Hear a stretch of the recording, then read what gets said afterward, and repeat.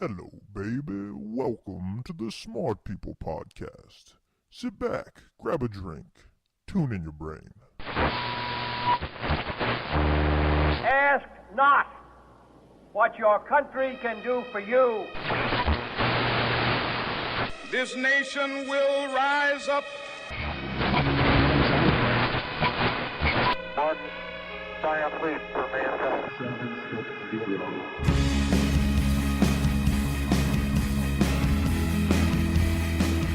Hello. Did you know that you're not a very smart person? I'm not trying to be rude. I'm just telling you kind of the topic of today. Welcome to Smart People Podcast. I am Chris Stemp. And I'm John Rojas. And we're bringing it to you. We're trying to make you a little smarter. Today is going to blow your mind how we do that. Before we get into that, guys, I want to say be our friend. Befriend us. Check us out on Facebook, just Smart People Podcast. It's a small step that you can take to help us out, and we appreciate it. So now we're going to get into what we talk about today, and I'm going to let Roach take it over. Sure. Today we're interviewing author David McRaney, who wrote the book You Are Not So Smart. I wasn't telling you guys you're not smart. It was a lead-in. Yeah, that's what they call it in the biz. I don't trust them. But David is a journalist who loves psychology, technology, and the internet. And, he's a young guy. He's a lot like Chris and I. He likes the same things. He's an avid gamer. Renaissance man, if you will. Yes, and he's got a website out there called youarenotsosmart.com. You can find out information of his book, different articles that he's written. He's actually got a really cool trailer on there about procrastination. We posted it to the Smart People Podcast website and to our Facebook page. Head on over there and check it out. That trailer actually is really awesome. This guy, I had so much fun on this interview. It's like right up my alley. I freaking love the psychology stuff because he takes every interesting thing. You would have to sit through like 8 years of psychology classes just to, learn the stuff that he points out in this book. Yeah, he takes, what is it, like 45, 46 different things in aspects of psychology and how your brain works. And he writes, 5-10 page stories and explanations of what those things are. And it's a quick read. It's an awesome book. It kind of like gives you a little insight into why you do the things you do. I came away slightly depressed, but also I kind of enjoyed it because you realize how much is out of your hands. Like it's out of your control. All the thinking you do might not really be necessary. So anyways, here, I'm going to give you guys just a quick little idea of what his book is about. So number 28, he starts all the chapters off like this. He says, the misconception. And the misconception is you evaluate yourself based on past successes and defeats. Now, the truth really is you excuse your failures and see yourself as more successful, more intelligent, and more skilled than you are. And it's pretty funny. He starts off the chapter saying, for a long time, people believed that everyone had low self-esteem, inferiority complexes, etc., but research over the last 50 years reveals something kind of different. Day to day, you think you are awesome, or at least far more awesome than you actually are. And this is a good thing because self-esteem is mostly self-delusion, but it serves a purpose. You're biologically driven to think highly of yourself in order to avoid stagnation. So, that's just an example of one of the things he talks about. And then he'll spend 4 pages or so explaining the science behind it in a method that makes you think and you realize you do it every day, these things. Yeah, it's funny with this book because as I was reading it, I would get through one chapter and I'd be like, mind blown, amazing. And then the next chapter, I was like, holy cow, I think that same thing. It's absolutely amazing. This was one of those books that when we got, I had a strong debate with Chris whether we should keep this or give them away to our listeners. Oh, yeah. Yeah, we both had that thought. And ultimately, the listeners won. So stay tuned and you'll figure out how to get a copy of his book, You Are Not So Smart. Yeah, and he got the idea to write this book. He started the website first, and it got unprecedented popularity. And it's because everybody kind of wants to know why they do what they do. And, that's the beauty behind psychology, at least in my mind. So we're going to turn it over to David, and you're going to learn why you're not so smart, but how you can change that. Okay, that's the silver lining. You can change it or at least accept it and at least try not to be as gullible towards advertisements and things like that. It's really good. Enjoy David as he talks about his book, You Are Not So Smart.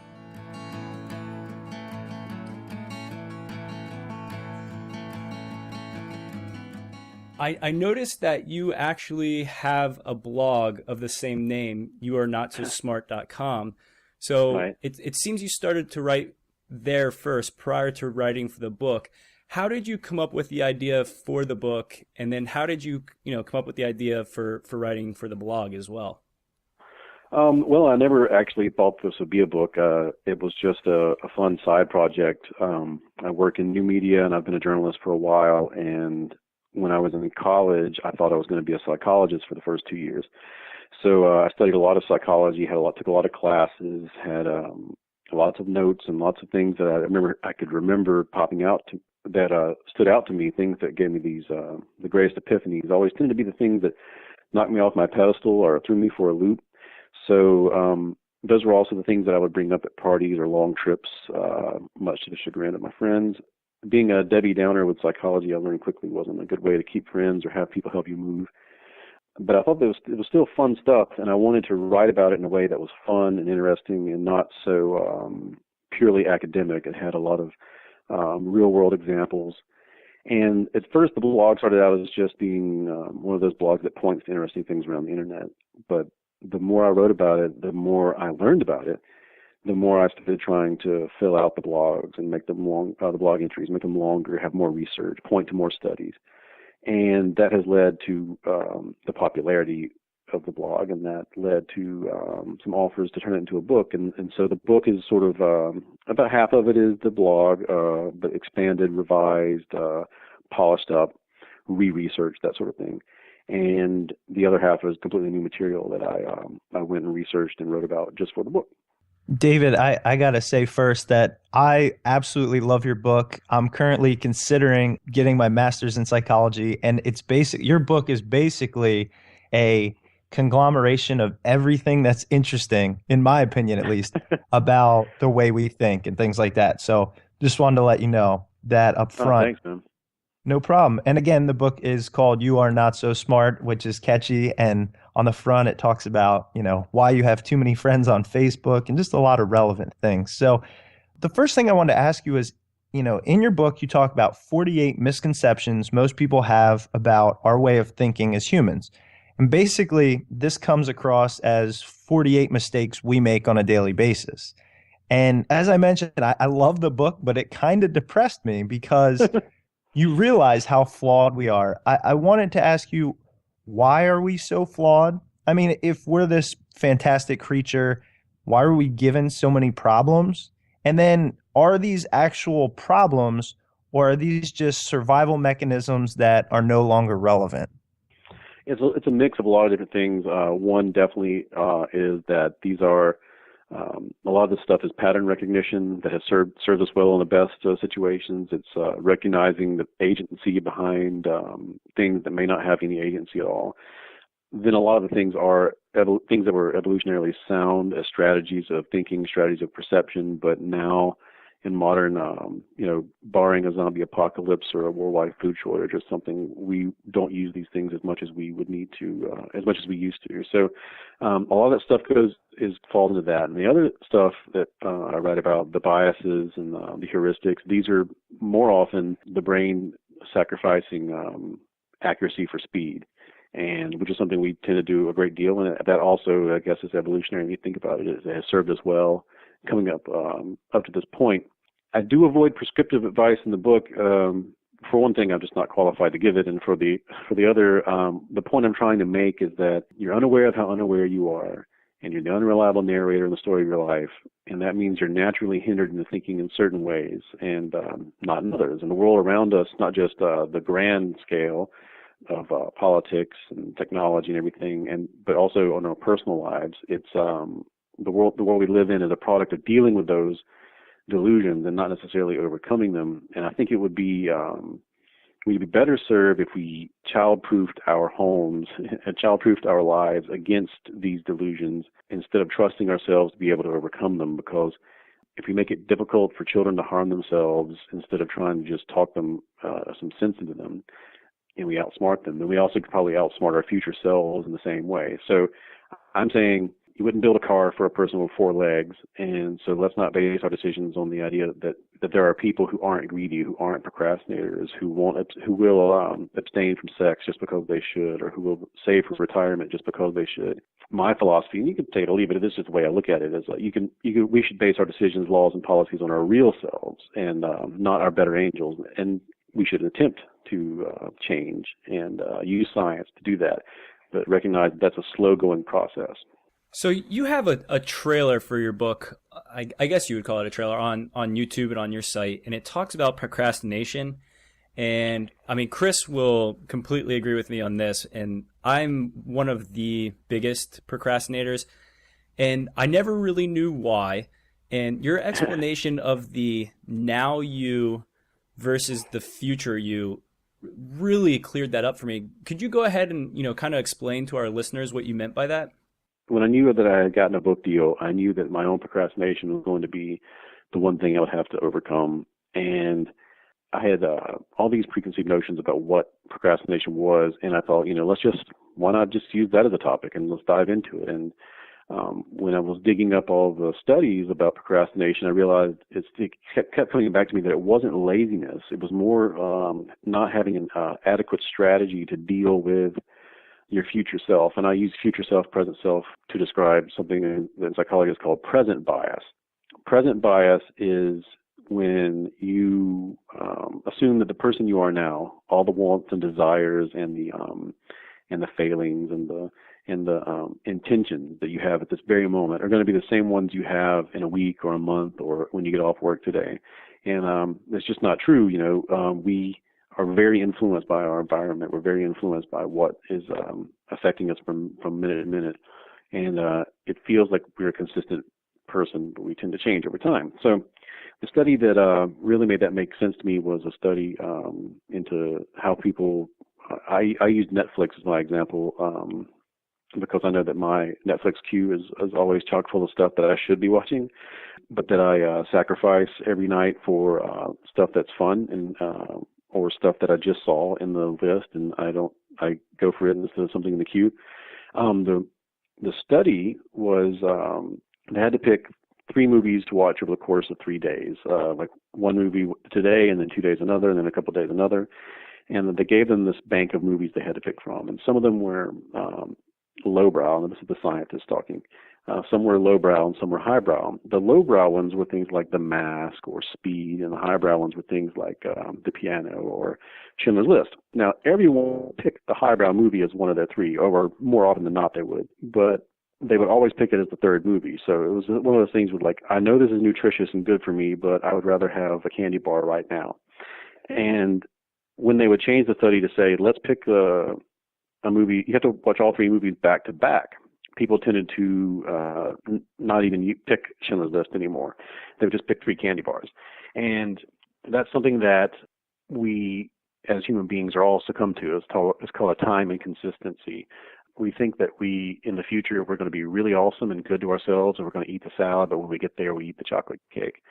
And it's not really a weakness. It's just a failure to think about thinking. The other great example that really drives it home is the Mitchell experiments, where they had children they gave them a marshmallow, and they said, they also gave them a bunch of other treats too, but the marshmallow is the one that's the most interesting. They would give them this giant marshmallow, and these are little children, and they would say, okay, you can have 2 marshmallows. We'll give you this one and another if you can wait a certain amount of time, like 5 minutes, I'm going to walk out of the room, and then when I come back, if the marshmallow is still there, you get 2. Well, not all the kids could take it. A lot of kids, before the experiment even touched the doorknob, they ate the marshmallow. But what was more interesting was the difference between the two groups of kids who were trying not to eat the marshmallow. Some of them stared at it and smelled it and licked it and thought about it. And the other group of kids, they would spin around in a chair and they would bang their head against the table. They'd slap their face. They'd sing little songs. They would do everything they could to not think about the marshmallow. Now, even though the study was more about the delayed gratification, and the study shows that over time, the kids who could delay their gratification were the ones who ended up having better jobs and careers and better marriages and making more money and all that kind of stuff. So that's likely to be drug addicts and such. But the part that I found most interesting was that how did they delay gratification? Well, the the trick was not to stare at the marshmallow, because you can't trust yourself to stare at it. You had to come up with strategies to avoid staring at it. So knowing that we take the sure thing in the moment, and knowing that we have to outsmart ourselves because we can't trust our future self to give us what we want, I talk about procrastination in the sense of having a strategy to outsmart your future self. It's a person in the future that's going to be you, and you can't trust them. Now, that's awesome. I really wish that I know you said you didn't put any like prescribing notions in there, but for this chapter at least, just how to overcome that, because I'm terrible with it. Yeah, that's it. I mean, that's my strategy. Like, I know I can't trust myself to start playing video games or getting on social media when I have a deadline. So I use it's called Premax principle, where you if you do something before you can do something you want to do, you have to do something that you don't want to do, and they make programs that'll turn off the internet for a certain period of time, or they make programs that will limit certain websites. You can go that far if you have to, but it's all about thinking about thinking and thinking about your future self. If you made John download a program that turned off the internet, he would literally cease to exist. So I don't think he can, he can quite go that far. I actually have one installed on my computer, and I used it once, and it did exactly what it was supposed to do, and I hated that. Right. But anyways, David, you mentioned when talking about procrastination how we are affected by our environment more than we realize. And you tend to dive into that topic throughout the book. And one of those you talk about is called priming, which is, I'll let you kind of explain it a little better. But one of the things I took away from that is you say, if you neglect your personal space and allow clutter and chaos to creep in, it will affect you and allow clutter into your life. And we've talked in the past how this idea relates to making your bed every morning and how that leads to a more productive, peaceful day. So can you describe priming? And then do you think things like making your bed do lead to a more productive day? And what is the science behind this?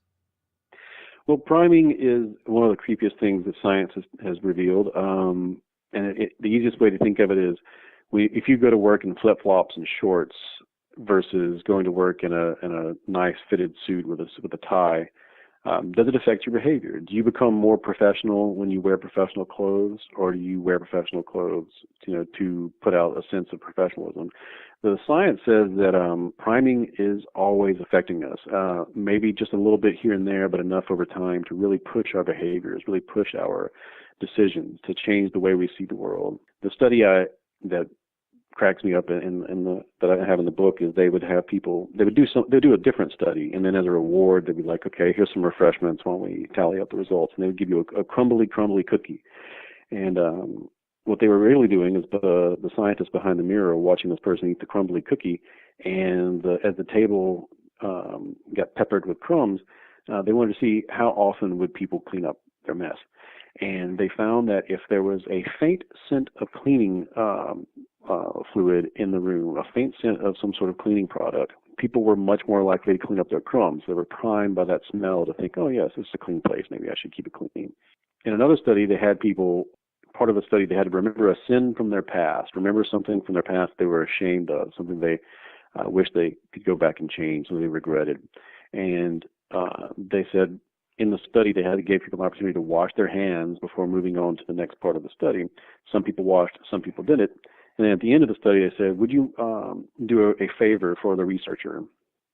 No more, you're not going to get any extra money or any extra points, but this would be a great favor to us. You just have to do another study with us. So the people who did not wash their hands, they were like 75% more likely to say yes than the people who did wash their hands. And the idea, the researchers were saying, they had subconsciously, they'd been primed to think that they had cleaned away their sins and didn't need to do the favor to feel like they were good people, to get rid of that nasty thought they got from the sin from their past. And other studies, and this has been in other books, and I mentioned it briefly in mine, when people have to do word puzzles, and we'll say, the study I talk about most, they do word puzzles that are related to, that have words in the word bank, like briefcase, fountain pen, stuff like that, conference table. And then they have those people perform a negotiating task. The people who got neutral objects like whale and backpack they would tend to be very fair in their negotiation. But the people who had done word puzzles that had briefcases and fountain pens in them, they tended to be very aggressive and tried to maximize their profit. And because they had been primed, every object, everything around you, every thought, every object, every piece of entertainment, it's going to cause this cascade of associations throughout your brain, and that your brain sort of it's like flexing its muscles, getting ready to run. It already has a little bit of the information there, ready to go, and you think more quickly in the direction that you've already been primed to think. And we don't realize it. This stuff actually works much better when we're unconsciously primed, but it's always pushing us around and changing our behaviors. That is one of the creepier things in science. I mean, just to think that there are, outside environments that cause us to act and behave one way or another. I mean, you take that into that whole thing of this information getting into the wrong hand, people can do complete evil with it, which, you think about like commercials and advertising and stuff like that, and you start to see that those things show up there. When the lady is making the Rice Krispie treats with her mom and with her children, they're priming you to think about whenever you did stuff like that with your parents, so that you will have a nice positive thought about the Rice Krispie treats. Now, is that bad? I mean, from the the advertiser's perspective, from the manufacturer's perspective, they're like, well, I mean, what's wrong with feeling good about things? So yeah, it can go either way. It just is, and I try to point that out a lot in the book, that these are just the way we are, and whatever positive or negative results come from succumbing to these things or from using these things, that's beside the point. Now, last month was the anniversary of September 11th, and there was a lot of documentaries on about what people did on that day that were in the towers and how calm they were, coming down the stairs and all that kind of stuff. I mean, of course, you had the people that did have to rely on instincts. But one of the chapters that you write about is the normalcy bias.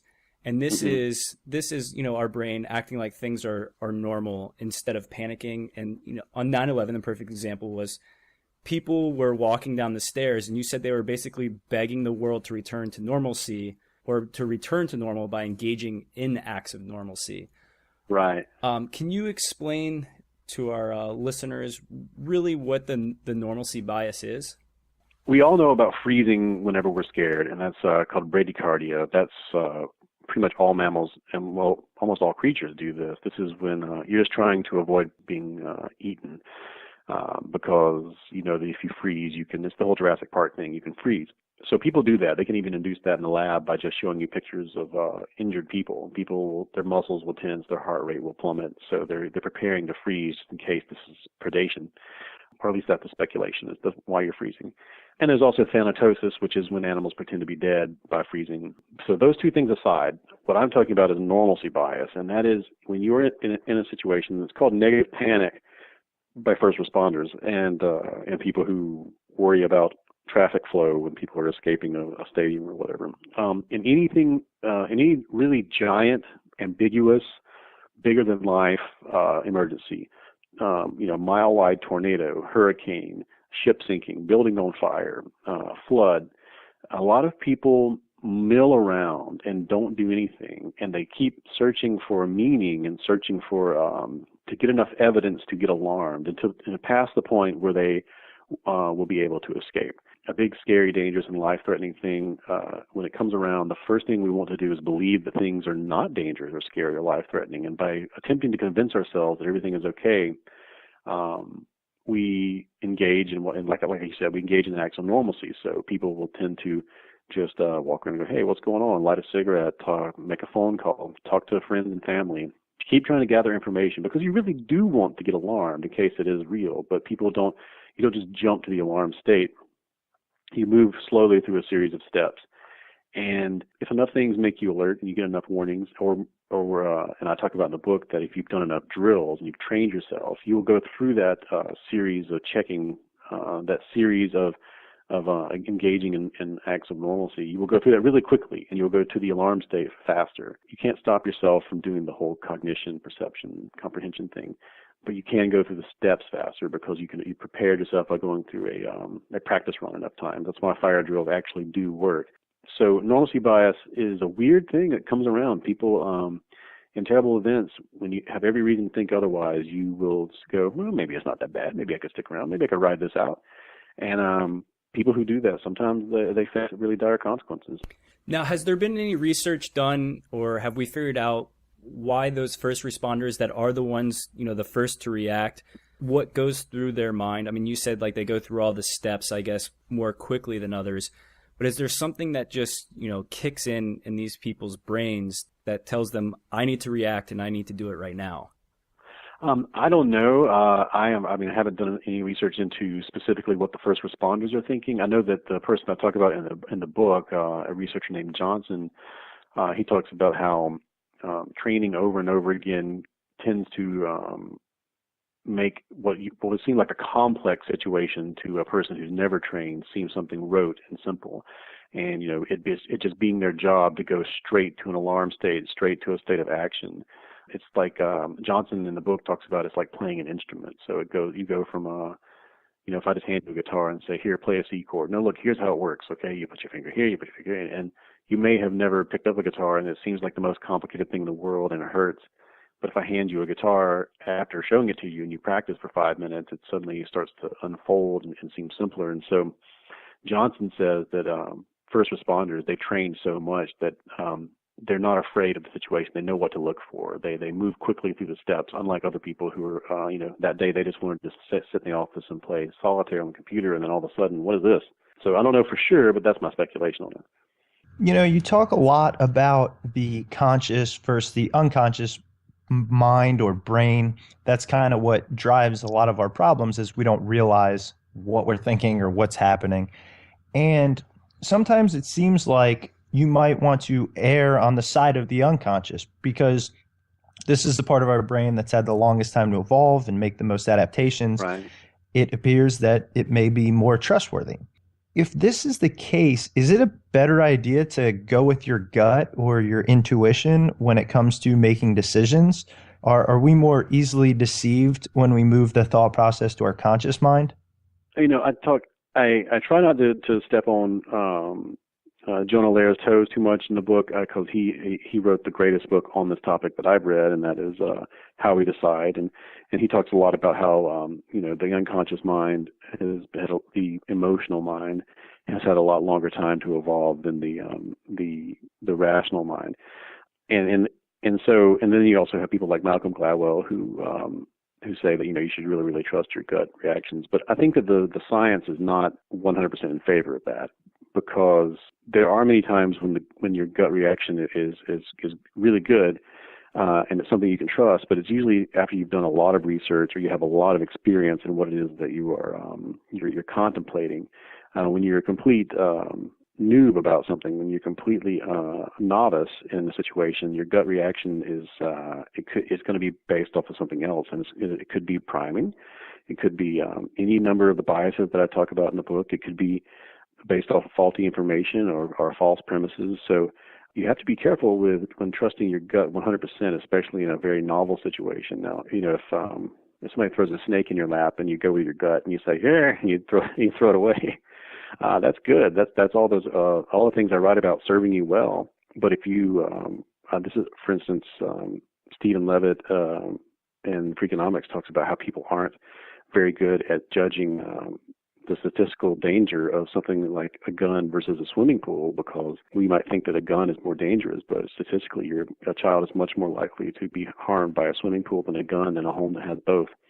So yes, going with your gut can be a good thing, but it also could be really faulty, and it's situational and it's nuanced. You also talk about how we do things to create a positive self-image for ourselves. Why do you think that we are so scared of, having a negative self-image or even not knowing things? Like, we're so terrified we'll make things up even if it's not right, and it's to get us to a point where we trust ourselves and our thought process. Why do you think that is? Based off of what I have researched, I see that it comes up over and over again in the literature that we are very, very concerned with self-esteem. And we use a number of things to keep that self-esteem rolling along and at its maximum power. Self-esteem plays right into self-efficacy, and self-efficacy makes us attempt things over and over again, even if we're failing, to the point that we eventually will do something. We'll eventually succeed. People who give up too soon may be people who don't believe in their efficacy, and it's because their self-esteem may be not as pumped up and out of control as others. It can obviously go too far, but a healthy dose of self-delusion is sometimes necessary to get out of bed in the morning, to think that you can fight back the endless forces that are pushing against you whenever you try to make your way through the world. We each have a self-esteem model that is built around whatever it is we believe is important to our peers and to ourselves. It could be based off morality. It could be based off of education, intelligence, athleticism. Whatever it is that we use as a metric for our own self-esteem, we tend to see ourselves as above average in that thing. And when we are threatened by the world or by our own observations, and we see that maybe that's not so true, we'll work pretty diligently to bring ourselves back up above the water. I don't think it's always a bad thing. It's most animals just do what they do. We have that extra metacognition when we think about our thinking, and when we do that, when we look back on our own behaviors, we tend to look back on them as an outside observer. And when we write that story about our lives, we inflate it, we embellish it to make it even better and more interesting than maybe it was in the moment. And this probably all plays back into keeping that self-esteem high so we'll feel effective. And self-effectiveness really serves us well. Now, David, just from hearing you speak, it sounds like you enjoy tech and gaming. With the term noob, that's definitely one of those gaming terms that have been coined as of recently. But one of the sections in your book is brand loyalty, and how you mention how men will argue about anything to protect their egos, even if it's the smallest thing. And there tends to be a lot of brand loyalty in expensive tech toys. So I have to ask you this, because Chris and I have this eternal debate going on all the time. Are you a Mac or a PC guy? I have in my day job as a guy who works in the media, I use PCs, and when I write and I do creative things, I tend to use Mac. I have Mac at home, but then I have my entertainment system is run through a home theater PC that is a PC. Yep. So I kind of go back and forth. When I want to, it depends on what I want to do with it, and I totally get the reality distortion field. I've seen people go from proponents of let's build a gaming machine out of a pizza box to talking about intuitive user interfaces overnight after buying a Mac, and it's hard not to do, when you drop that much money on something, to not defend it and defend the philosophy behind it. I think that's what one of the great genius things that was done either by Steve Jobs or by the marketing team there in Apple is that they allow you to buy into the philosophy of the brand before you buy into the utility of the product. And I'm one of the people who I believe that everybody has a reality distortion field, and it's one of those things where they just sort of embraced it and said, sure, okay, Steve Jobs has a reality distortion field. Do you like it? If you like it, then let's put out advertising that points to that. So he shows the PC guy and the Mac guy standing side by side. And for some people, that's offensive. And for some people, that's very incentivizing, because they're like, hey, I'm not like that guy in the cubicle. I want to be the artist. I want to be the whatever. So I would say I'm a little of both, but lately, the more I devote time to writing, the more I've been a Mac guy. I'm the same way. I've got, my home theater PC hooked up. I've built my own PC for gaming. And when I want to do creative things, whether it be podcasting or digital editing of photos, videos, etc., it's Mac. And I've been trying to explain to Chris that it's just it's definitely superior in that sense for doing creative things. I like to be able to hit Control C, and I like my Microsoft Excel. Okay, that's just what I do. Yeah, use what works for you, and don't get too caught up in the war with other people over what's better. Because it's okay to like something for an irrational reason. I try to tell people that you like everything for an irrational reason. So there's no reason to suddenly stop now and go, I like PCs because you can get in there and fiddle with the pieces. Well, yeah, that's good. And if that's what you want to do, then please do buy that. Yeah, well, I guess if your book teaches us anything, it might even be just not to think, because I'm going to get it wrong anyways. So, right? I just hope it gives you a humility. I think that we are connected not only in what we're capable of, but also what we tend to stumble over.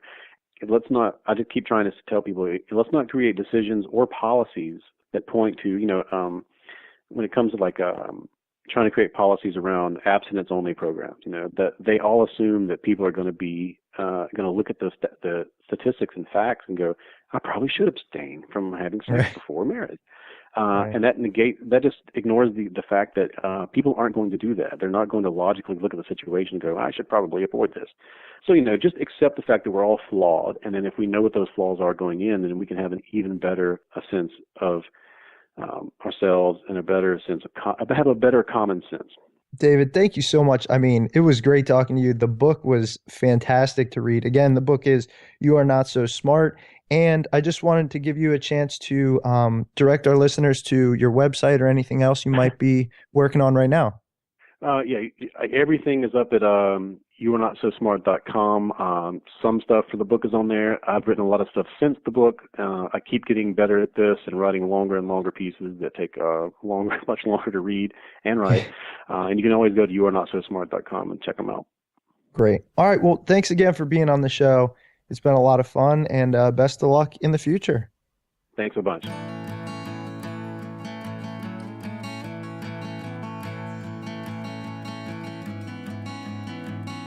Welcome back. All right, guys. Came up with a pretty good idea for how we're going to give away David's book. Free giveaway. You Are Not So Smart. So, Chris, I came across an email today to Smart People Podcast. It was from Google, and they were saying that our Google Voice number was going to expire in 7 days unless we used it. So this got me to thinking, why don't we give away 2 copies of David's book to the best messages that are left to us on our Google Voice number? So your guys' job is to call into the number 209-920-7678 and leave us a message. You won't talk to anybody. It'll be an automated prompt. And, just go ahead, leave a message. Tell us why you like the show, who you want to hear, what your favorite part of the interview was, really anything. And we'll pick our 2 favorite messages, we'll play them on the air, and we'll send you guys books. I love this idea. This is the coolest thing ever. We're going to do this forever. So the number again is 209-920-7678.